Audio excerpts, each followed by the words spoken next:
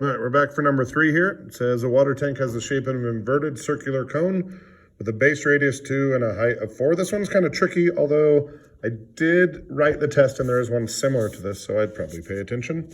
So we have a tank that's an inverted circular cone. So this tank is not changing, it's just here. And it said that it has a base radius of 2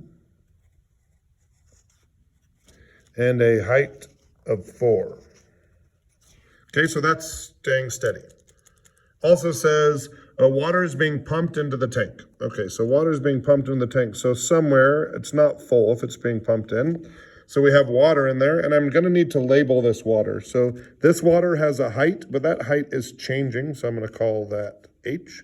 And it also has a radius, but that radius is also changing, so I'm going to call it R. So this 4 and this 2 are set, but that H and that R are not set. So it says the water is being pumped in at a rate of 2 meters cubed per minute. Well, that's, since it's cubed, that must be a change in the volume.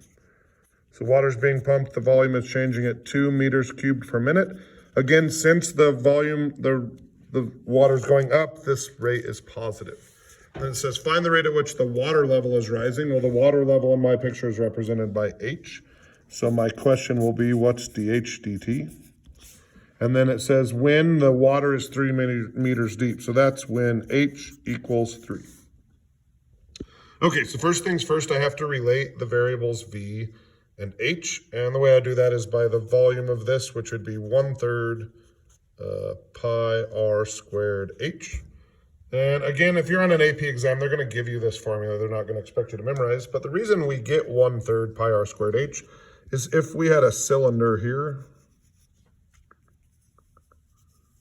it would be pi r squared H. And it turns out that this cone takes up exactly 1/3 of that volume, which I find to be interesting. Okay, so this one is kind of tricky because we don't want to take the derivative as it currently looks because we have a product rule and it kind of sucks. What we do want to do is substitute. Now, I'm not allowed to plug in this anywhere yet. There's no place for it. I can't plug this in because then I'm putting a constant number in for a changing quantity. But I can put in anything that will always be true. And what will always be true is this water will always level off to the shape of the cone. And whatever ratio we have here will be here as well. So my height will equal twice my radius. Or my radius will equal 1/2 of my height. So I'm allowed to replace any H with a 2R or any R with a 1/2 H.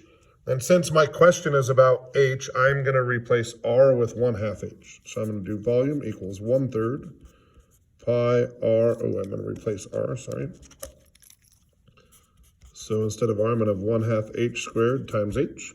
Now I'm going to simplify this. So if I square this 1/2, it becomes a 1/4. 1/4 times 1/3 is 1/12. This will be an H squared times an H is H cubed. So we still have a volume equation, it's just in terms of one variable. Okay, so we're gonna go ahead and take the derivative now. So everything with respect to time again, so we get dV dt. 3 times 1/12 is 3/12, so that's 1/4 pi H squared with a dH dt tag. Okay, so I know that dV dt is 2. And I know at the time I'm interested, the height is 3.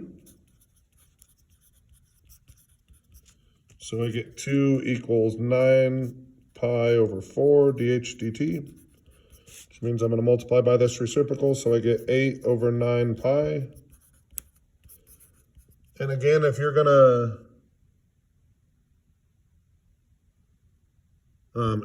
plug this into your calculator, you do have to put that in parentheses. Otherwise, you'll get 8/9 times pi. 8 over 9 pi should be a relatively small number, so it turns out to be about, the height is changing at a rate of 0.283. And if the volume is changing in meters cubed per minute, the height is changing in meters per minute.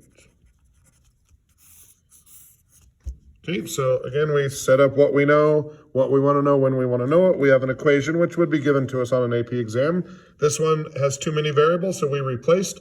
We are allowed to replace R with 1/2 H because R will always be 1/2 H as long as we're filling into this container, okay? And then the rest of it's pretty self-explanatory.